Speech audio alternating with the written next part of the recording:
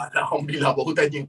Bismillahirrahmanirrahim. Pertama sekali, Assalamualaikum warahmatullahi wabarakatuh. Dan juga selamat sejahtera saya ucapkan. Alhamdulillahirrabbilalamin. Wassalatu wassalamu ala syafi'i anbiya wa mursalin wa ala alihi wa ashabihi ajma'in. Subhanaka la ilma lana illa ma'alamtana innaka antal alimul hakim. Rabbi syrah li sadri wa yasir li amri wahlul 'uqdatam min lisani yafqahu qawli. Rabbi zigna irman wa zugna fahman. Bersyukur kita kepada Tuhan Yang Maha Esa kerana masih lagi diberikan peluang untuk bersama. Tadi saya memohon maaf untuk kelas sejarah saya. Bukan saya berniat untuk rasa down dan sebagainya, tidak. Tapi memang betul, saya terasa rindu akan anak saya. Sebab apa, saya dah berbulan saya tak tinggalkan anak saya tu. Dah bukan berbulan, dah hampir setahun. Kan mengajar tu mesti ada dia. Memang terasa lah berjauhan tu, rasa macam rindu benar kan. Lagi satu saya duk risau, Hamzah ni tengah lasak sekarang ni. Sangat lasak. Hari tu dia duduknya atas adik dia. La ilaha illallah. Nasib baik mak dia tak nampak. Kalau mak dia nampak, ui. Hai Paritika, how are you? Habis saya tak keluar beli makanan lah. Tak, saya tunggu balik kamu makan. Hamzah umur berapa? Umur 2, baru 2 tahun. Okay, makin liar. Dia bukan makin liar. Anak saya tak liar. Anak saya tu dia, apa tu kita panggil sebagai dia aktif. He is a little bit active. He has so much of energy. Dia ada banyak energi dia. Sangat aktif. Bukan nakal. Anak saya tak nakal. Saya tak pernah cakap anak saya nakal. Anak saya aktif. For me, anak saya aktif.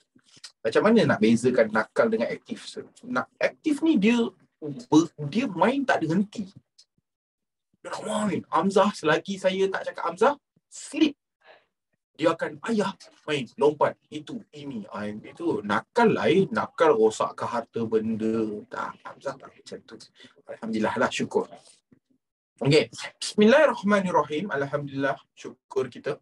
Sir, kenapa tak jadi cikgu BI? Sempat main BI, saya tak ada kelulusan dalam bidang tersebut. But if you want me to teach you some of the broken English, can lah. Sir, maksud saya, sir, kan sir kata tak boleh tinggalkan anak bini dah tu, tak pergi keluar beli barang lah. Tak faham. Sir, cikgu sama ya untuk sejarah dan geografi. Betul, saya mengajar sejarah dan geografi. Okay. Alright. Sir, saya ke tandas sekejap ya. Kalau saya kata tak, macam mana? Kan?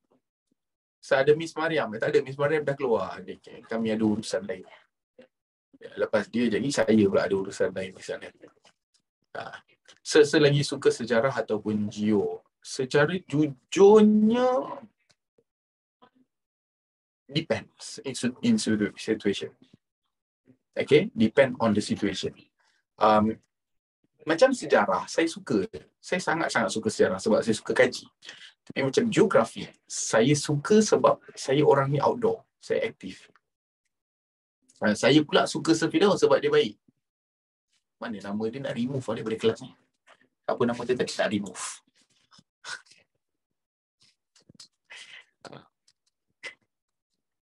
So, macam mana nak minat sejarah? You kena faham cerita dia. Kena faham penceritaan apa yang cuba apa yang benda yang you baca tu cuba sampaikan. Okay. Alright. Jom kita mulakan. Jadi abang dan kakak, kalau awak tengok yang dekat depan ni, saya Sir Fidaus selalu ngumpat pasal Sir. Biasalah. Haters bak kata Taylor Swift kan. Bak kata Tay. Haters gonna hate. Tak, kan? So, ada suggestion movie tak untuk sejarah dan juga geografi? Depend on what chapter. Depend on what chapter. Faham Awak kena bagi tahu saya chapter. So, kalau saya nak belajar tentang letusan gunung berapi, what movie should I watch? Dia macam tu. Okay. So, kalau sejarah tu saya nak belajar tentang tamadun Rom, you can see Pompei, you can see Gladiator. Okay. Bak kata sehalim depends. Betul, depend. Betul dan salah. Macam tu kan. So, paleontologi tu kaji fosil lebih kurang. Okay. Saya rasa bab apa yang paling susah? Dalam geografi, Dalam geografi, bab paling susah, bukanlah paling susah, paling saya tak minat geografi kawasan. Geografi kawasan saya tak berapa minat. Okay. Dalam sejarah, zaman air batu. Saya tak minat zaman air batu. Okay. Bab bumi senang kan? Okay. Boleh kita teruskan? Okay. Sekarang kita tengok pula tentang minggu lepas kita ada cerita tentang kaedah format peperiksaan. Kita juga ada menceritakan tentang kaedah set. Kita ada ceritakan tentang kaedah set. Seterusnya, kaedah set itu terdiri daripada poin huraian cerita atau contoh. Ada berapa set kita nak bagi adalah bergantung kepada markah. Sama ada 2, 3, 4, 5 ataupun 6 ataupun 7 ataupun 8 markah. Kalau soalan itu adalah 2 markah, kita akan bagi 1 set. Soalan yang bernilai 4 markah, 2 set. 7 markah, kita akan bagi 4 set. Jadi penggunaan bahagian set ini juga ada kita gunakan di bahagian-bahagian tertentu. Sebagai contoh, bahagian subjektif adalah digalakkan untuk awak memberikan jawapan awak, poin disertakan dengan huraian. Kedua, poin disertakan dengan contoh ataupun awak boleh gunakan ketiga-tiganya, iaitu poin huraian dan juga contoh. Tetapi yang paling saya galakkan adalah awak gunakan dua ini. Bila katakan dua ini, kenapa saya tak galakkan kita tulis poin huraian dan juga contoh? Sebab nanti takut jawapan awak jadi terlalu panjang. Yang keduanya adalah untuk pada bahagian esei. Untuk bahagian esei pula, saya galakkan awak untuk bagi poin huraian serta contoh. Kalau awak berkemampuan kerana awak banyak membaca, maka awak bolehlah memberikan poin huraian dengan huraian ataupun poin beserta dengan contoh dan contoh. Okey. Seterusnya kita juga menceritakan tentang pendahuluan. Abang kakak, pendahuluan ini dia tidak wajib. Pendahuluan adalah tidak wajib, tetapi ianya digalakkan. Pendahuluan tidak wajib, tetapi ianya digalakkan. Jadi kalau kita tengok pendahuluan juga ianya tiada markah. Untuk pengetahuan awak semua, pendahuluan tiada markah dan pendahuluan ada dua jenis. Iaitu pertama sekali kita ada pendahuluan selamat dan juga pendahuluan power. Pendahuluan selamat, kalau kita tengok kat sini, dia merupakan satu pendahuluan yang kita ambil daripada soalan. Manakala pendahuluan selamat pula adalah daripada kita kembangkan soalan. Okey, dapat sampai sini? Jadi pada minggu lepas juga kita dah tengok soalan bagaimana cara mudah untuk kita kira bearing. Nampak peta kita? Wah. Dan sedikit sebanyak awak kena tahu bahagian B adalah satu bahagian di mana soalannya straightforward. Bila soalan straightforward, maksudnya adalah dia tanya dan awak jawab terus. Dia tanya dan awak jawab terus. Tak perlu bagi pendahuluan, tak perlukan benda-benda yang berbunga-bunga sangat. Jadi kita dah pun jawab pada minggu lepas tentang mana nak palang, mana arah utara, timur, selatan dan juga barat. Timur laut dan sebagainya. Sekarang kita nak tengok pada soalan 2. Soalan 2 adalah gambaran bagaimana ataupun apa yang dimaksudkan dengan soalan teori. Seperti mana yang awak tengok di dalam itu, kalau awak tengok soalan subjektif, dia ada 3 soalan. Soalan 1 wajib daripada geografi kemahiran. Kalau untuk tingkatan 1 adalah bab 1, bab 2, bab 3, bab 4, antara bab-bab itulah. Tapi kita meramalkan yang akan keluar adalah bab 3, iaitu petelakar. Kalau bukan petelakar, kemungkinan besar akan keluar lakaran peta Malaysia. Tapi dia takkan suruh lah, jangan risaulah. Jarang saya berani cakap bahawasanya soalan yang suruh awak lakarkan peta Malaysia tu kemungkinan besar tidak akan berlaku. Suruh awak lukis balik peta Malaysia tu kemungkinan besar tidak berlaku. Kenapa Sir Firdaus bagi format ni? Dia bagi format apa? Dia bagi 4 subjektif ke? Habis tu? Dia bagi format apa dia ni? Begitu? Akan belasah budak ni.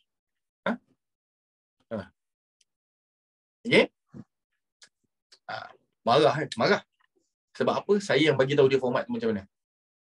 So kalau macam benda lain, memang nak kena belasah.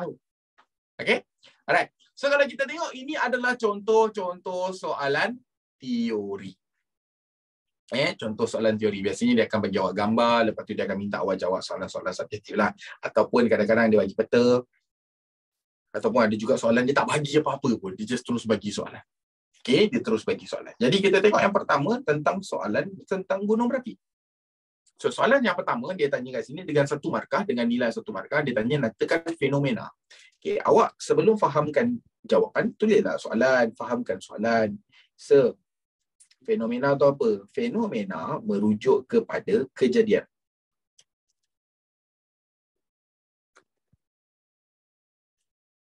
Fenomena merujuk kejadian. Okey. Jadi, bila kita katakan kejadian yang sedang berlaku, awak tak boleh tulis gunung berapi sahaja. Awak kena tulis letusan gunung berapi. Kenapa pula? Sebab dia fenomena. Boleh faham? Fenomena agak-agak awak ada berapa jenis? Satu ke dua? Fenomena ada berapa jenis? Okay, Mia kata dua, Putera kata dua. Apa dia? Apa dua tersebut? Apa fenomena yang dua tersebut? Gempa bumi. Salah. Salah. Bukan gempa bumi, bukan tsunami. Fenomena ada dua. Satu, fenomena fizikal ataupun semula jadi. Satu lagi, fenomena itu adalah budaya kerana manusia. Okay, macam contoh banjir. Banjir ada dua jenis. Satu banjir secara semula jadi. Satu lagi banjir adalah disebabkan oleh faktor manusia. Okay? Dapat semua orang? Okay? IV dapat? FU dapat? Jadi, bila kita katakan tentang letusan gunung berapi, kenapa kita tak boleh cakap sebagai gunung berapi? Sebab, kalau dalam buku, gunung berapi adalah bentuk muka bumi. Betul tak? Gunung berapi adalah bentuk muka bumi. Okay, seterusnya. Senaraikan 3 negara yang mengalami fenomena di atas. Okey, saya dah bagi awak satu jawapan. Sebenarnya bukan bagi, sebenarnya terbagi. Saya terbagi tentang satu jawapan iaitu Filipina. Jadi awak boleh abaikan yang Filipina ni, tulis je terus. Senaraikan 3 negara, dia bagi 3 markah. Maksudnya satu negara, satu markah. Kita terus tulis kat situ. Filipina, Indonesia, lagi satu Jepun. JEPU. Cukuplah. Dapatlah 3 markah. Okay? Sebab tu, pada kelas yang lepas, ada pelajar yang terkejut. Sir, itu je ke tulis? Ya. Tapi sir, tempat kosong banyak lagi. Okay, dengar baik-baik. Bukan semua garisan. Bukan, awak semua nak jawab, jangan bergantung pada garisan. Garisan tu tak membawa makna apa-apa. Ini tidak, jawapan panjang ni. Padahal dia jelas dan nyata dia minta 3. Bagi je. Siapa beza Japan dengan Jepun? Ejaan. Satu Japan, Japan adalah bahasa Inggeris. Bahasa Melayu kita panggil sebagai Jepun. Tapi kata tak boleh buat dalam bentuk point. Mana siapa yang buat dalam bentuk point? Ni mana ada point? Point maksudnya 1, 2, 3. Kan saya buat koma. Okay. Alright, seterusnya kita tengok pula proses pembentukan fenomena dalam rajah di atas. Okey, dia ada fenomena dia yes. Ada fenomena dia ada. Okey, kenapa dia letak garis banyak sangat sebenarnya saya yang letak garis tu. Kenapa saya letak saja nak bagi awak pening kepala? Saja nak kenakan awak. Okey. Boleh kita teruskan kelas kita? Jadi dia tanya kat sini, nyatakan proses pembentukan fenomena rajah di atas. Okey. Yang ni kita tak boleh nak goreng lebih-lebih sangat tau. It's just that what we can say is, it's much more simpler if we understand how does a volcano eruption happen. Okay. Jadi, subjektif ni bolehlah bagi point terus lah. Ryan ni nak kena belasah si Azri Ryan ni. Okay. Jadi bila dia katakan proses, kalau awak tengok, yang ni saya tulis dalam bentuk point. Saya tulis dalam bentuk point, tapi ingat tak boleh tulis dalam bentuk point. Kena tulis dalam bentuk perenggan. Saya tulis dalam bentuk point supaya awak boleh nampak.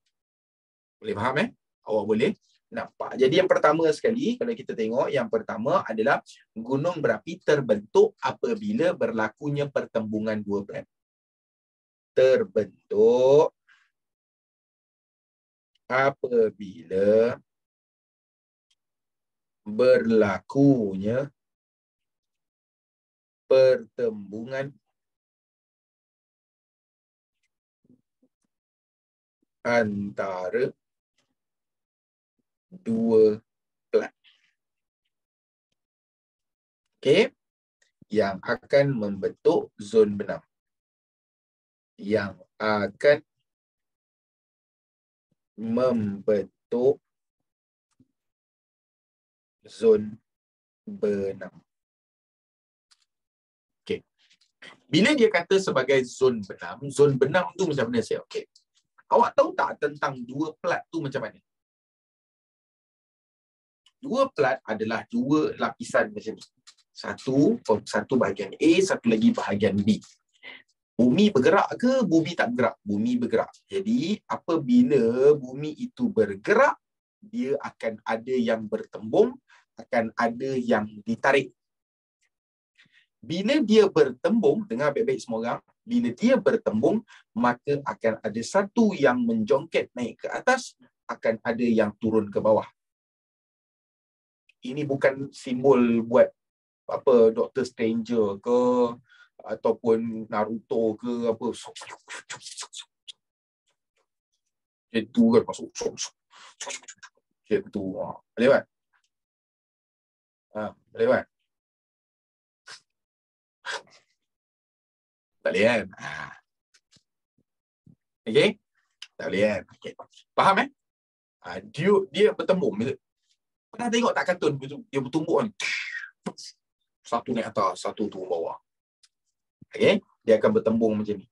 So, bila bertembung macam ni, permukaan tanah tu bertembung, maka yang bawah ni tadi, dia akan menjunam ke bawah, yang kita akan panggil sebagai zon benam. Okey? Dia akan panggil sebagai zon benam. Kenapa panggil zon benam? Zon tu apa sih? Kawasan. Zon merujuk kepada kawasan. Benam maksudnya tenggelam. Ryan, udah Ryan. Tak payah. Saya nampak. Kalau korang semua kalau korang semua nak tahu, okey, saya sebenarnya nampak korang sebab korang kat belakang saya sekarang ni, nampak? Nampak muka masing-masing. Okey, saya nampak muka korang ni, nampak? So sebab belakang tu ada TV. Okey, so saya nampak muka korang. Korang tak payahlah nak pura-pura macam saya nak main itulah, nak main ni. Tak payah. Saya nampak. Okey, saya memang nampak. Okey. So, membentuk apa tu? Zon benam. Okey, zon benam. Right. So, bila kita cakap pasal zon benam, maksudnya yang tenggelam tu lah. Nanti kita akan tengok. Nanti kita akan cuba tengok. Yang keduanya. Okey, yang kedua.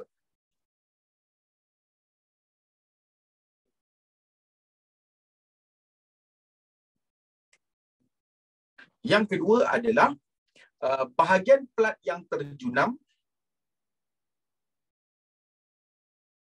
Bahagian plat yang terjunam akan bertepung dengan lapisan mantel.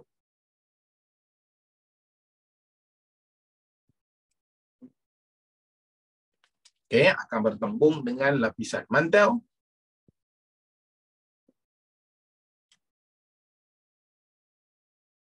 yang akan membentuk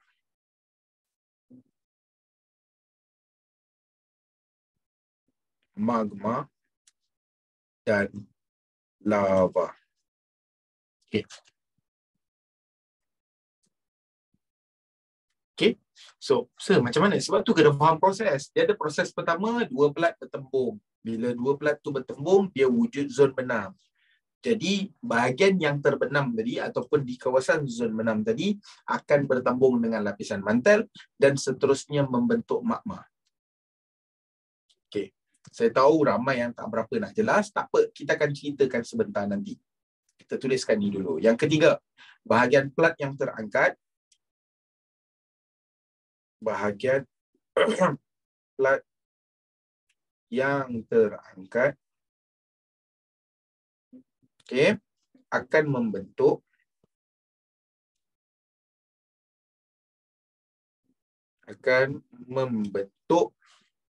gunung dan rekahan.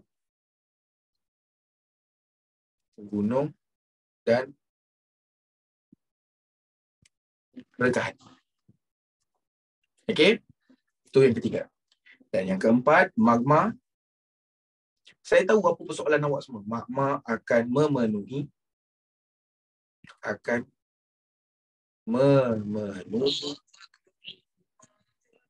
okey, memenuhi dan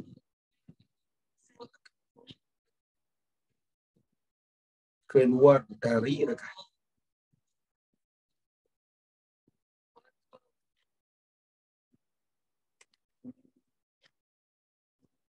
Okey, dah. Okey, salin dulu. Bagi ni.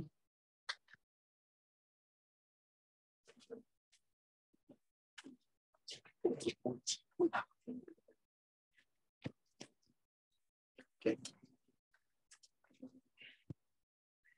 Salah. Have minum Coca-Cola.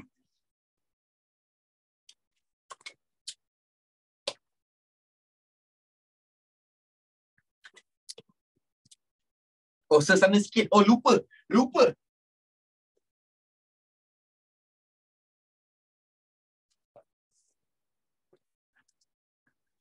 Sir, apa beza magma dengan lava? Actually tak ada beza pun.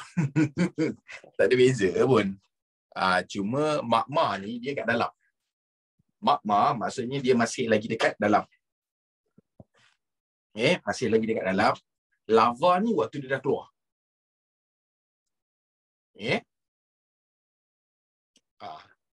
Right, dah habis Salim? Boleh saya explain? Jadi dekat sini, mana yang penting ni, sir, yang saya kena ingat lah? Sebenarnya yang awak kena ingat adalah berlaku pertembungan antara dua plat membentuk zon benam. Ni satu.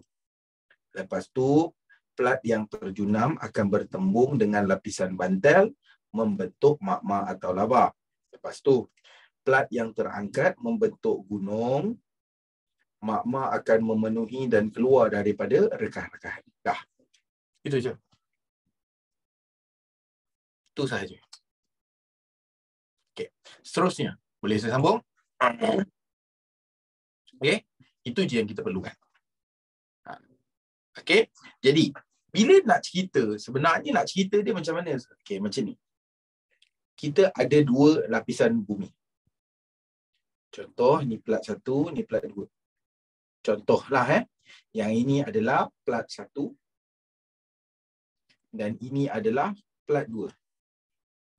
So, dia bergerak begini. Yang ni pun bergerak begini.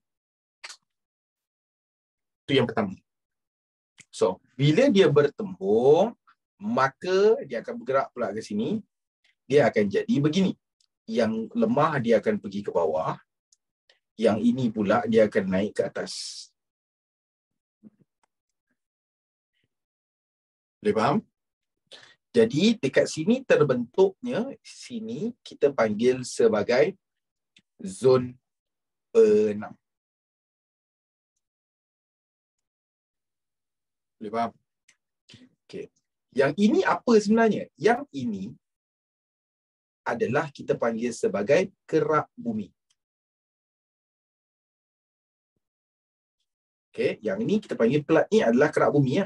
Plat maksudnya adalah lapisan paling atas, lapisan pada kerak bumi.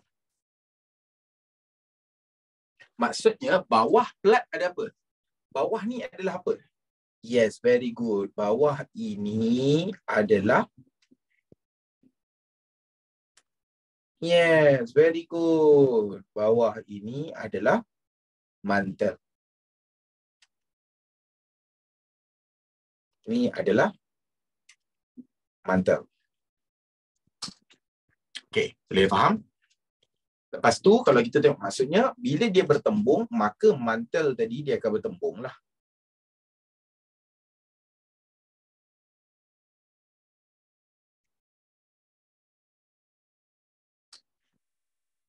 Macam tu. Mak. Mantel ni apa? Mantel ni awak kena tahu suhunya sangat panas. Suhunya sangat panas. Jadi macam mana tadi yang ayat tu dia kata, okay, membentuk magma dan lava. Macam mana dia membentuk magma dan lava? Sebab bahagian zon benam ini akan menjadi cair. Akan cair menjadi magma. Boleh faham? Okey. Dan mantel, dengar baik-baik semua orang, abang kakak sekalian, dalam mantel penuh apa? Yes, dalam mantel penuh dengan magma. Magma tu apa se? Magma tu adalah batu-batuan yang cair. Batu boleh cair atau tidak? Batu boleh cair atau tidak? Boleh. Macam mana batu boleh cair se? Kalau kena suhu yang concentrated. Maksudnya suhu tu dipancarkan direct ke dia, maka dia boleh jadi cair. Okay. Siapa beza lava dengan magma? Saya baru cakap tadi, lava dia dah terkeluar, magma dia belah dalam.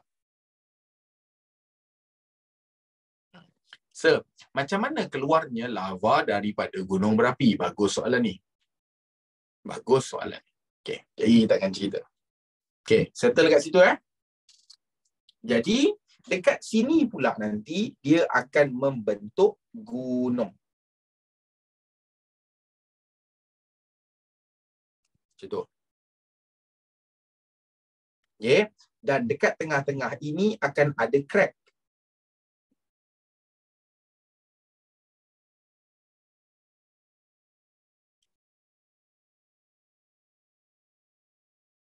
Yang mana lava itu tadi dia akan mula memenuhi kat sini. Okey. Lava ni akan mula memenuhi dan dia akan melonjak naik. Boleh faham? Dia akan melonjak, lepas tu dia akan mengalir keluar lah. So itu adalah lava. Dua tu je. Okay. Nak tengok dia macam mana boleh, tak ada masalah. Kita tengok dekat sini.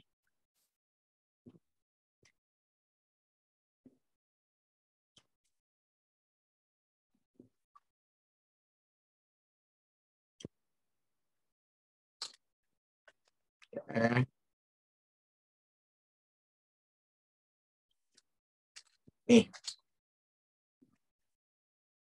Okay. Saya akan jawab terus soalan di mana bila ada pelajar tanya, Sir, macam mana gunung berapi tu, lava tu boleh keluar? Okay, dia macam ni.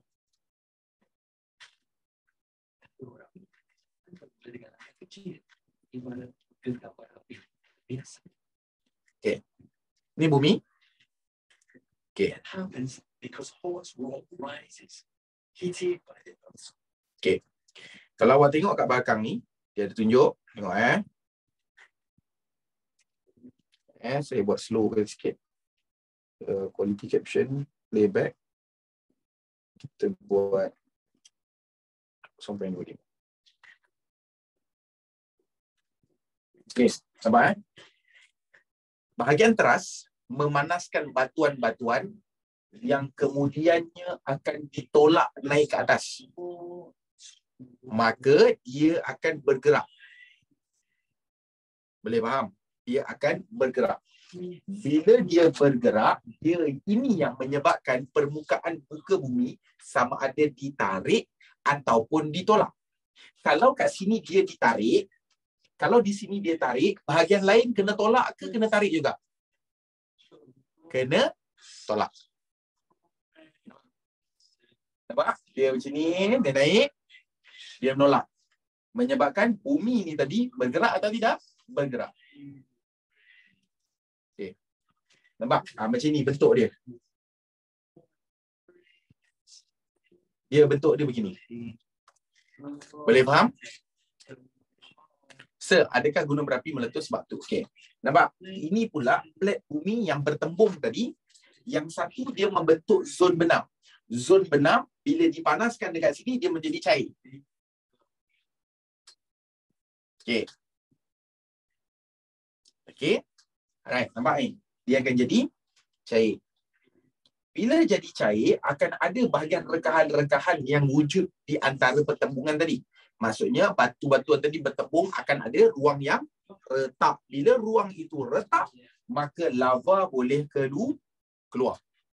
Dia akan memenuhi kawasan tersebut. Dan seterusnya, terbentuklah gunung berapi. Ataupun kita panggil sebagai letusan gunung berapi. Okey? Boleh faham kat situ? Manusia duduk kat kerak bumi ke? Salah. Manusia duduk di atas permukaan. Okey? Di atas kerak bumi. Kenapa ada gunung berapi yang aktif dan juga ada yang tidak aktif? Okey, bagus soalan tersebut. Macam saya katakan tadi, dia adalah satu lapisan. Kenapa dia boleh jadi aktif? Bila dia jadi aktif sebab rekahan tersebut masih ada. Faham Nak faham dia macam mana saya? Okey, awak tahu tak mangkuk? Tahu mangkuk kaca tahu? Boleh bayangkan mangkuk kaca? Okey.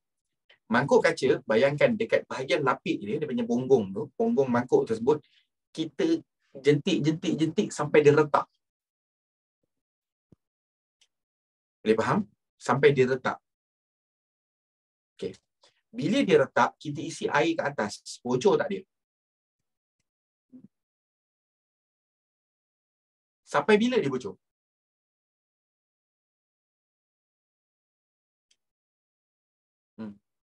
Sampai bila dia bocor? Maksudnya kita mangkuk tu bawah tu dah getak.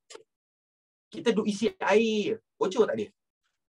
Dia akan terus kekal bocor sampai bila?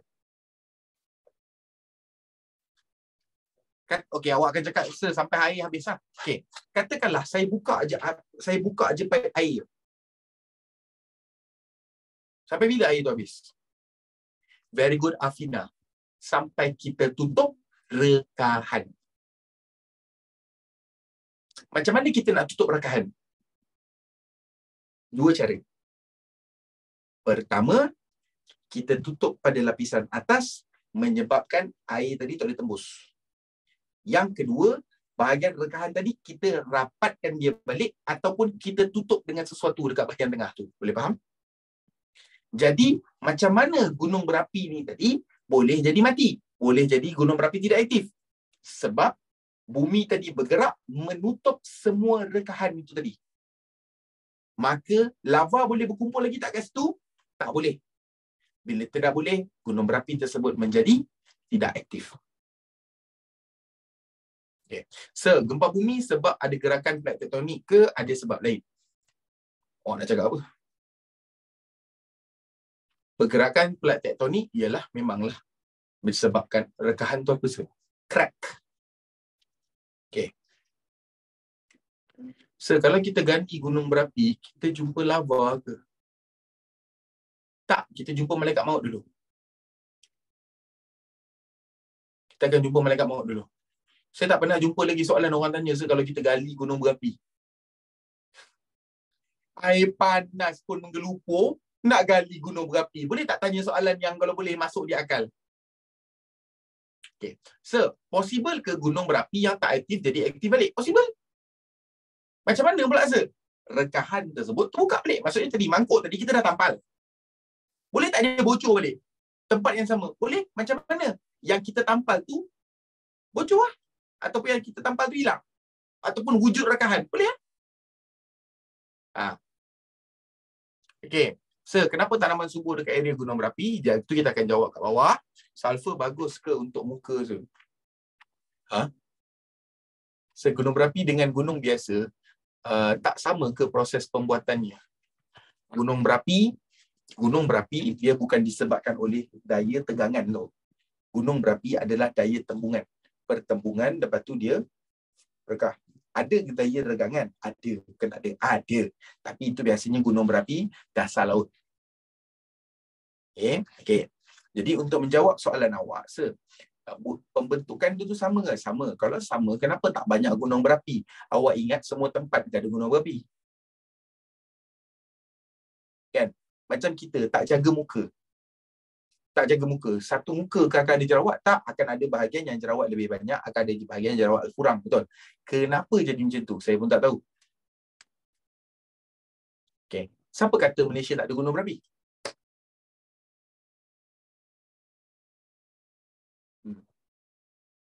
Saya tak fahamlah, manusia duduk ke atas kerak bumi. Kerak bumi, dia adalah lapisan paling atas. Boleh faham Macam kulit. Nah, kulit ni kerak lah. Kerak. Tapi kerak kerasa. Ada juga yang makan TV sekarang.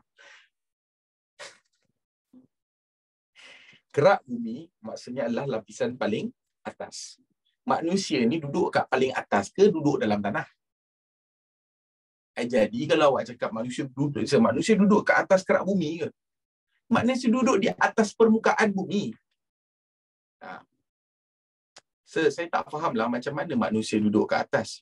Duduk atas mana? Boleh tak kalau tiba-tiba je kawasan tu jadi gunung berapi, macam tiba-tiba bawah rumah saya menjadi gunung berapi? Boleh? Boleh, tak ada mustahil. Macam mana Pertama sekali, bawah awak mesti mantel. Memanglah mantel kan? Yang kedua, wujud rekahan daripada mantel menuju ke atas. Kalau wujud rekahan, dia boleh jadi. Contoh dekat mana tu kolam air panas. Kolam air panas. Kolam air panas. Air tu siapa panaskan? Orang ada pelak kowe kat situ. Kolam air panas tu pakai pelak kowe. Kuku. Kelas ini tidak ditaja oleh kedua-dua brand. Sekian, terima kasih. Kenapa? Sebab tanah tu panas. Siapa yang panaskan tanah tu? Mantel. Faham tak? Suhu daripada mantel tu dia akan naik sampai ke atas. Sebab tu. Tapi itu tipu lah mana punyalah jauh tu takkanlah panas. Dia tak adalah panas sampai air tu menggelegak berbuih. Agak-agak lah bang. Gunung berapi yang tidak aktif sampai bila-bila ke Saya baru jawab tadi. Tidak. Boleh tak dia kembali aktif? Boleh. Caranya macam mana? Wujud rekahan kembali. Dan lava boleh keluar ataupun melalui kawasan rekahan tersebut. Kalau kita gali tanah, kita jumpa kerak lah kan? Salah. Kita gali tanah, kita akan jumpa tanah lagi. Habis tu macam mana nak jumpa mantel awak gali lebih kurang dalam 10 km dalam dia, betul jumpa mantel. Okay, awak akan jumpa mantel. Manusia duduk atas kerak bumi ke macam mana? Begini. Nak menjawab soalan-soalan yang cepu-cepu emas ni susah kadang-kadang. Tak apa. Kita layan sekarang.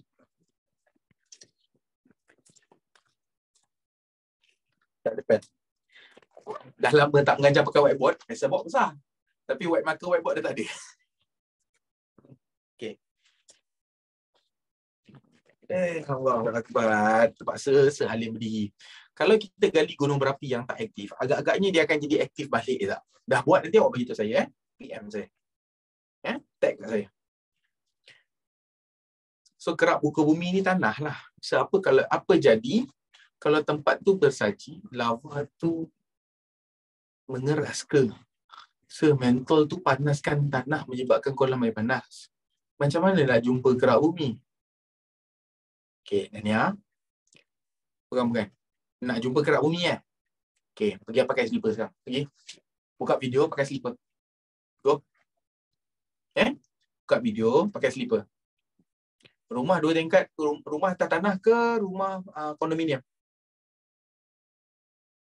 Ha, rumah atas tanah lah, maksudnya rumah teres biasa, townhouse. Okey, keluar, tengok kat luar tu ada rumput tak? Okey, letak muka atas rumput tu, buka mata. Kan dah jumpa kerak bumi? Macam tu cara dia. Lepas tu tutup mata ni, lepas tu buka. Cak! Kerak bumi. Cak! Kerak bumi. Awak macam tu, ya? So, kalau ada batu jatuh dalam gunung berapi, dia aktif balik ya. Siapa pula ngajarnya begitu?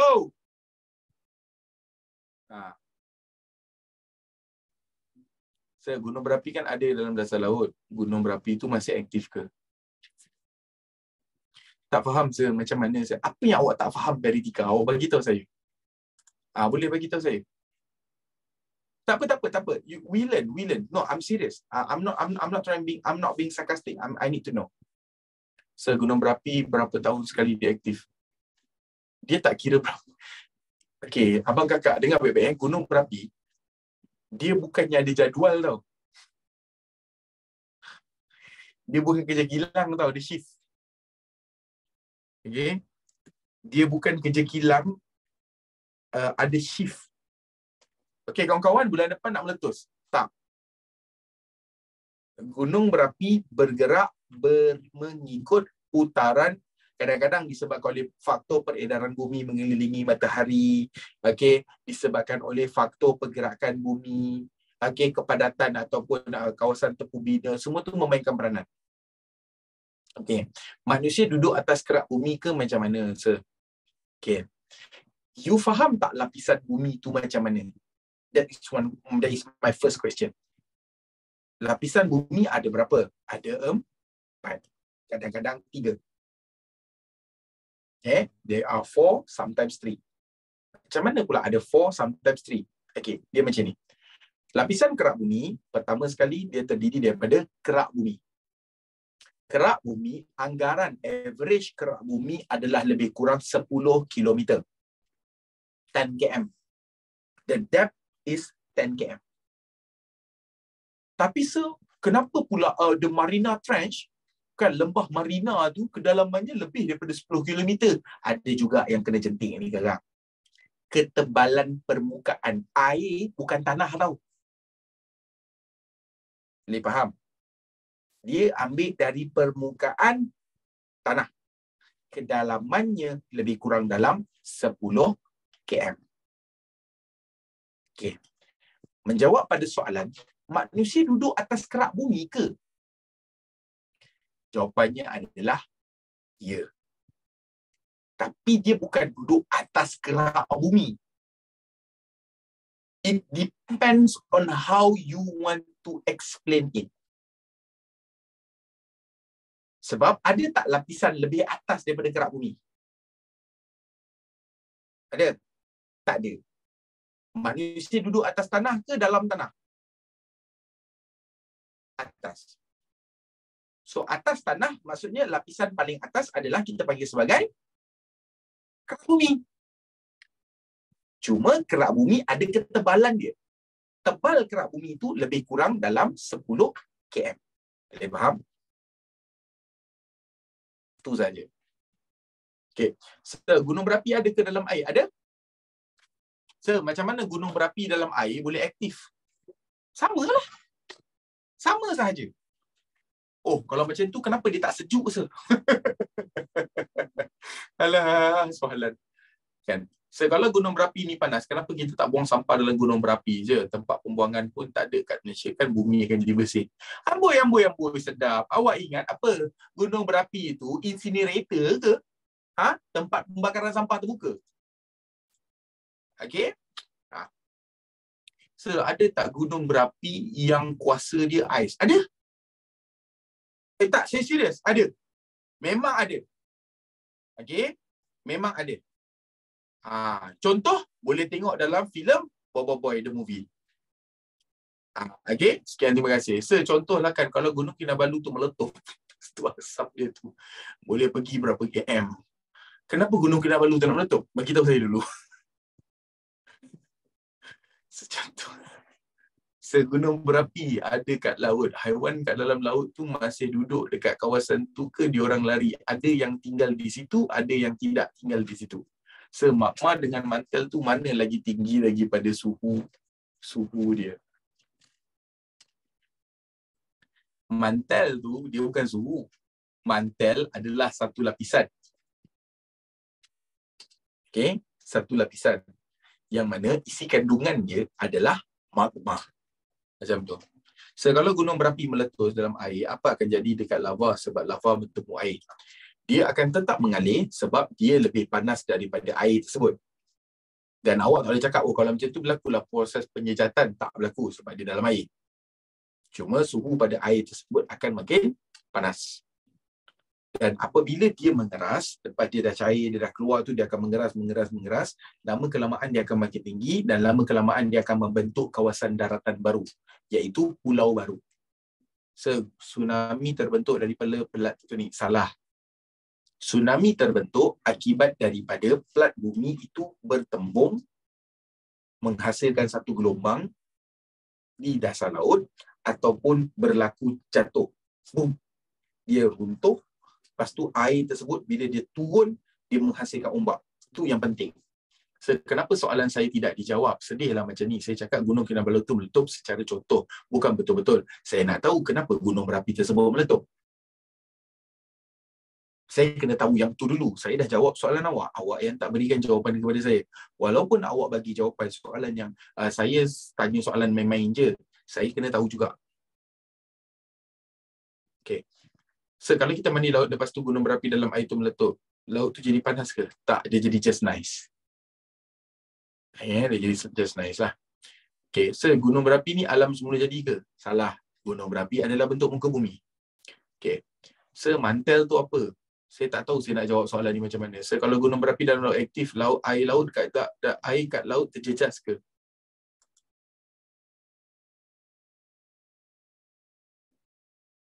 Hafizuddin, hang tanya balik soalan hang. Sebab hang tengah cik pasal dengan saya dah. Apa lagi panas, magma ke lava? Sebab saya cakap lava tu bila dah keluar, magma tu dalam lagi. Jadinya lava ke magma? Jawapan dia? Lava kot. Nak confirm dia. Mana lagi panas? Air yang dalam cerik ataupun air yang dah keluar daripada cerik? Kalau cerik tu tak panas, air dalam cerik juga. Awak masak satu cerik yang dipenuhi air. Faham? Air itu panas lah. Lepas tu bila air tu menggelegak, air tu keluar. Betul tak? Dia akan keluar daripada mucung cerik tersebut. Air itu panas, air itu yang panas ataupun air yang dalam cerik itu yang masih panas? Air yang dah keluar tu. Air dalam cerik tu. Air dalam cerik lebih panas. Saya harap ia menjawab soalan awak. Sekian, terima kasih. Macam mana ada ikan duduk dekat dalam gunung berapi? Dekat gunung berapi dalam laut tu.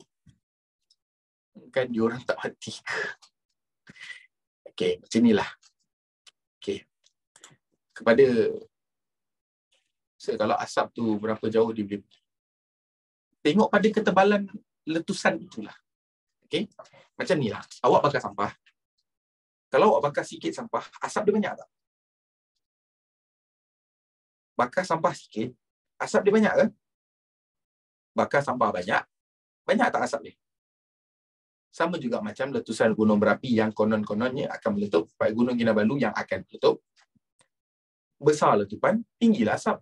Kecil letupan, sikitlah asapnya. Boleh faham? Okay. Saya tak jawab soalan saya. Untuk pengetahuan awak, kita ada lebih kurang dalam 7 juta pelajar kat dalam ni. Kalau semua saya nak jawab, atau tumpah lah. Boleh tak kalau semua gunung berapi meletus serentak? Okey, main sini.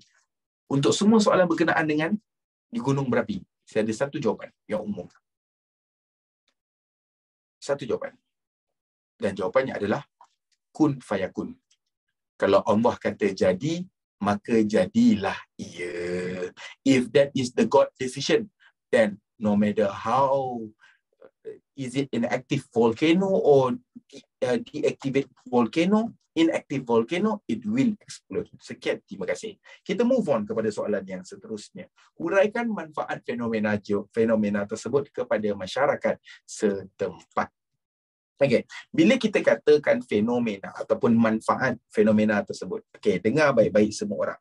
Perkataan manfaat ini merujuk kepada apa? Perkataan manfaat merujuk kepada kebaikan. Okey, merujuk kepada kebaikan ataupun faedah. Letusan gunung berapi ada ke? Okey, letusan gunung berapi sebab Gunung Kinabalu kan Gunung Kinabalu boleh meletup lah kan, sebab Gunung Kinabalu kan ex volcano.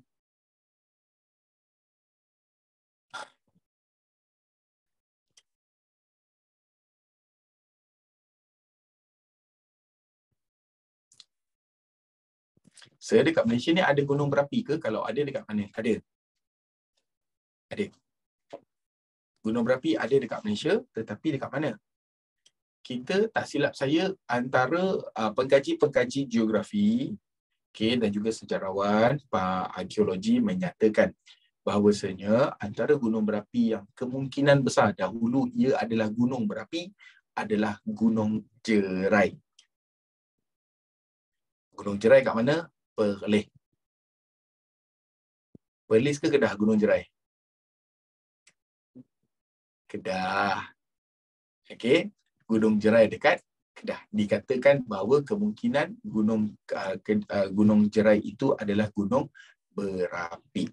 Macam mana pula dia kata kemungkinan, sir? Kenapa tak pasti? Sebab dia mungkin aktif pada puluhan ke jutaan tahun dahulu.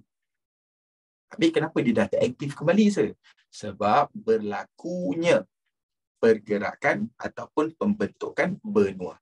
Saya selalu after class saya akan sharekan notes ke? Maaf tanya sebab saya new student. Tak, saya tak sharekan notes. Saya akan sharekan note. Kemungkinan kalau saya nak share note adalah selepas daripada semua sesi. Sir, nak buat apa nak korek Gunung Jerai? Awak ingat nak korek Gunung Jerai tu nak pakai apa? Cangkul? Ha? Belajar dulu geografi bagi habis dulu, baru kita tanya soalan-soalan yang impossible. Boleh? Okey. Dah? Dapat semua jawapan? Terjawab semua soalan? Okey. Kerak bumi tebal mana? Baru jawab tadi. Gunung berapi ni ada kegunaan dia ke cecair dia? Ada? Ada? Gunung berapi dalam air berapa? Berada dekat negara mana je? Dia berada dalam tengah-tengah laut. Okey, dekat Amerika ada. Okey, dekat Hawaii ada. Okey, Hawaii ada. Okey. Ya saya. Apa dia Paritika?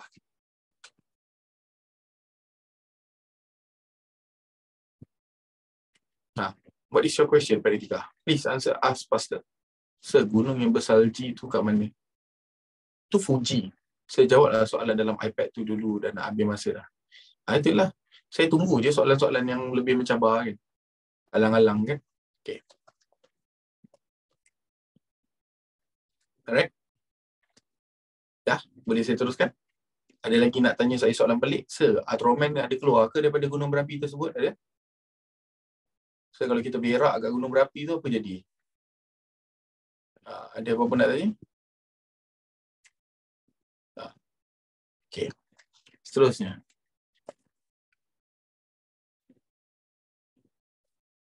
Gunung Kinabalu betul ke pernah turun salji? Apa kaitan dengan gunung berapi? Minta maaf saya tak jawab. Okay. Okay. Alright. Jadi kita tengok kat sini antara manfaat. Manfaat yang boleh diperolehi adalah dia punya abu volkanik. Okay. Apa maksud abu? Okay. Abu adalah kalau kita bakar dia ada habuk yang terhasil daripada proses pembakaran tanah tadi. Okay, proses pembakaran tanah di sekitar kawasan yang ada gunung berapi itu, di sekitar lohong gunung berapi tadi tu, dia akan bakar tanah, kemudian dia akan menghasilkan asap, menghasilkan debu ataupun kita panggil sebagai abu volkanik. Okay, kat sini nak tak kita buat pendahuluan terpulang. Awak boleh kata antara manfaat fenomena ataupun antara manfaat yang diperoleh daripada letusan gunung berapi ialah abu volkanik. Okay? Kita katakan antara manfaatnya ialah, boleh, tak ada masalah. Saya gunakan pen hitam supaya senang nak tanda. Okey. Kita pun terus antara manfaat fenomena tersebut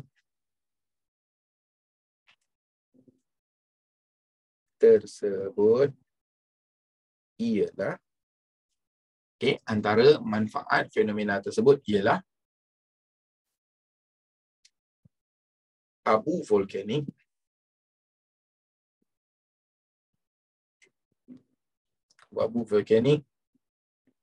boleh menyuburkan tanah.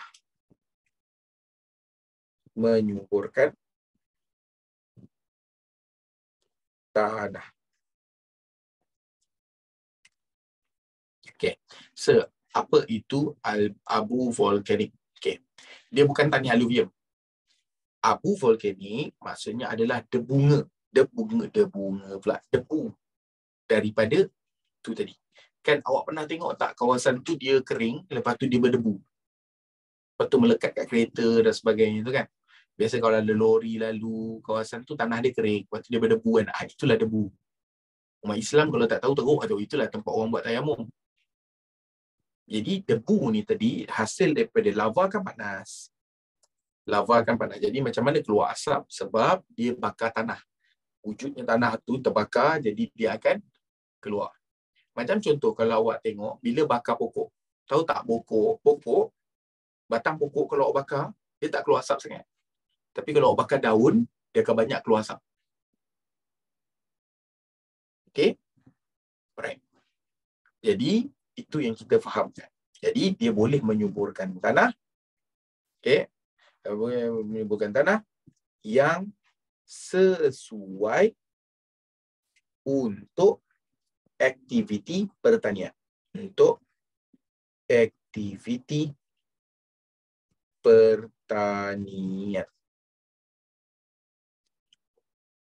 Okey? Untuk aktiviti pertanian. Jadi bukan tanya macam mana tempat gunung berapi tu boleh subur. Gunung berapi, kawasan sekitar gunung berapi, dia subur disebabkan oleh ini. Kenapa pula Kenapa abu vulkanik ni menyebabkan tanah tadi jadi subur? Sebab dia penuh dengan vitamin. Boleh faham Dia penuh dengan vitamin. Vitamin atau saya panggil bahasa mudah vitamin Okey. Saya panggil bahasa mudah adalah vitamin. Apa maksud vitamin Sebab tanah tadi penuh dengan dia punya nutrien. Bukanlah vitamin, kita panggil sebagai nutrien. Okey. Jangan palau. Palau apa? Saya tak cakap apa-apa, saya tak baca apa-apa soalan lagi. Okey. Lava dengan magma berbeza ke? Berbeza. Lava waktu dia dah keluar, magma waktu dia dalam. Okey. Gunung yang salji tu keluar lava ke? Gunung apa yang salji? Kalau awak nak cakap pasal Mount Fuji dia ada ketika dia salji. Tapi ketika dia aktif, takkan ada salji kat situ. Okey. Kiranya debu ni boleh buat baju pokok lah. Boleh. Okey? Boleh. Sebab tu kita tahu. Sebab tu kalau awak pergi dekat kedai-kedai bunga, nursery, kita panggil sebagai nursery. Okey? Nursery, maka awak boleh tanya, ada tak tanah gunung berapi? Okey, volcano soil. Dia bukan debu, volcano soil. Di mana tanah tadi bercampur dengan debu. Okey. Alright. Kalau tempat itu kena letusan gunung berapi, tanah yang kena letusan gunung berapi tu, tanah dia akan jadi warna coklat Kenapa pula warna coklat? Okey. Okey. Kalau minta gunung, okey. Apa bernafas ke? Apa akan jadi kalau kita bernafas abu tusa? Mati. Sebab abu gunung berapi ni dia dalam keadaan yang tebal. Di mana dia memenuhi ruang udara. Bila awak bernafas, dia akan memenuhi paru-paru dan menyebabkan awak sesak nafas, kemudiannya mati. Situasinya sama seperti awak terperangkap dalam rumah ketika masa berlakunya kebakaran. Okay. Adakah faktor-faktor yang menyebabkan yang membuatkan gunung berapi meletus? Ada hentaman daripada pelat bumi. Okay, sebab pelat bumi tadi kan kalau kita tengok dia keluar, dia menimpah macam tu. Jadi bila benda tu bergerak, dia akan berlanggar. Ada juga, dia bukan semuanya cair. Dalam cair tu dia akan ada batuan-batuan ketul-ketulan. Macam kita bancuh air dengan air batu. Kan? Walaupun air batu tu dah cair, dia akan ada air. Walaupun sebab apa? Bila air tu dah sejuk, proses pencairan air batu itu tadi akan jadi lambat. Betul. Jadi bila dia berpusing itu dia akan berlanggar dengan dinding. Jadi bila berlanggar dengan dinding, kadang-kadang akan berlaku gempa bumi, seterusnya akan berlaku rekahan dan menyebabkan lava tadi boleh memenuhi kawasan tersebut. Okey. So kalau volcano soil itu bagus, so saya baru tulisnya. Okey. Seterusnya, okey, kalau awak nak bagi contoh, awak boleh seperti pada aktiviti pertanian seperti penanaman sayur-sayuran. Penanaman sayuran. Jadi, kat sini kalau kita tengok, okey, mana satu point dia, sir? Point dia ialah abu vulkanik boleh menyuburkan tanah. Huraian dia adalah sesuai untuk aktiviti pertanian. Contoh dia pula adalah seperti penanaman sayur-sayuran. Okay. Saya nampak kat sini kan, bukan student saya tau yang banyak masalah. Cuma ada sedikit lah macam Hafizuddin tu, dia suka tanya soalan-soalan annoying. Okay. Saya cakap tu lah, Hafizuddin dia terima apa saya cakap. Okay. Dia, kalau gunung, awak belajar tau, gunung, dia terbentuk ada dua cara. Satu daya mampatan, satu lagi daya regakan. Okay? Alright. So, awak boleh sambung dekat sini. Poin lain adalah kawasan pelancongan dan juga mewujudkan peluang pekerjaan. Alright? So, lama proses untuk baik semula. Tengok bergantung pada kawasan, tengok bergantung pada kerajaan. Okay? So, macam mana nak bezakan soalan subjektif dan juga esei? Nak bezakan apa? Kalau soalan, kita bergantung pada markah dan juga pada bahagian. Kalau soalan tu keluar pada bahagian esei, maka dia bahagian esei. Okay? Alright. Jenuh hari ini saya menjawab soalan. Okay. Kita akan jumpa lagi pada minggu hadapan. Ada satu sesi terakhir. Sampai kita berjumpa lagi. Kat sesi itu saya akan fokuskan betul-betul. Saya nak tutup chat lah. Saya tanam kat chat. Sesi akan datang saya nak tutup chat. Saya tanam kat chat. Okay. Kita jumpa lagi pada minggu hadapan. Tafadhal masykuran. Assalamualaikum warahmatullahi wabarakatuh. Bye-bye.